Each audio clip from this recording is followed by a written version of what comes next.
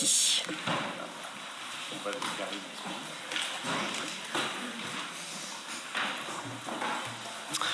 Madame le maire, chers collègues, bonjour à toutes et tous. Pardonnez-moi d'abord sur la forme de nous répéter, comme nous avons été amenés à le dire à de nombreuses reprises, comme lors du débat sur les retraites, notre assemblée locale est amenée à se prononcer sur un sujet qui est de compétence nationale.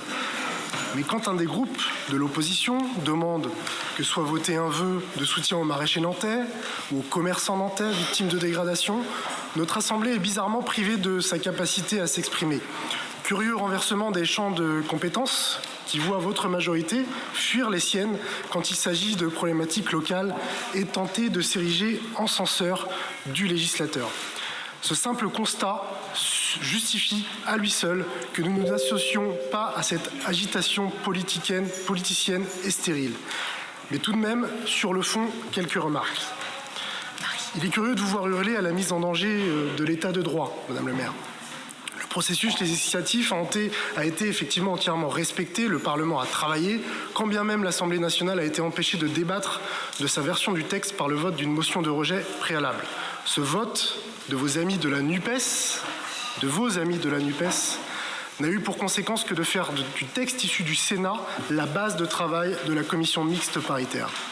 Et cette commission a produit un texte de compromis, moins équilibré que ne l'était le texte initial, c'est vrai, avec des dispositions dont la majorité présidentielle avait prévenu qu'elles constituaient à nos yeux des cavaliers législatifs, voire des mesures anticonstitutionnelles. Saisi et par le président de la République et par la présidente de l'Assemblée nationale, le Conseil constitutionnel a dit le droit et validé nos mises en garde, ces mises en garde. Il a censuré effectivement un certain nombre de dispositions, un tiers du texte environ, considéré effectivement comme des cavaliers législatifs. Vous y voyez, si j'en crois le texte de votre vœu, un camouflet pour le gouvernement. Je vous laisse le soin, Madame le maire, d'en discuter avec un de vos prédécesseurs, qui, comme Premier ministre à l'époque, avait vu en 2012 l'intégralité d'une loi portée par une de ses ministres, Cécile Duflot en l'occurrence, totalement censurée. Pour ce qui est de la loi immigration, l'intégralité ou presque des mesures portées dans le projet de loi initial du gouvernement a été, elle, jugée conforme à notre Constitution. Ce que vous appelez un camouflet, nous l'appelons confirmation. Un Parlement qui légifère, un Conseil constitutionnel qui contrôle, censure ce qui doit l'être, valide ce qui peut l'être, l'état de droit, c'est cela.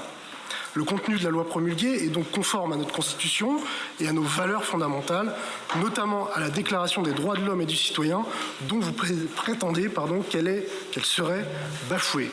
Votre vœu, dans sa formulation, prétend donc une chose et démontre son contraire.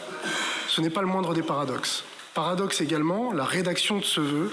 Vous prétendez défendre les valeurs humanistes, incarner l'égalité, mais je note que, sous votre plume, une confusion permanente est établie entre étrangers en situation régulière et personnes présentes sans droit ni titre sur notre territoire.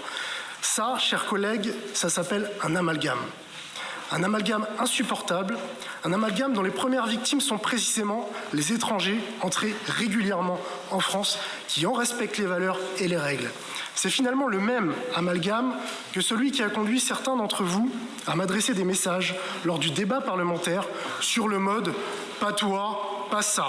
Cet amalgame porte un nom, l'essentialisation. Nous la refusons. Je peux même en citer d'autres. Quand il y a un des élus de la métropole, de votre formation politique qui publiquement tweet « Vu d'où tu viens en s'adressant à moi, tu devrais avoir honte », qu'est-ce qu'il faut y comprendre? D'où viens-je? Et que dire de vos propositions paradoxales?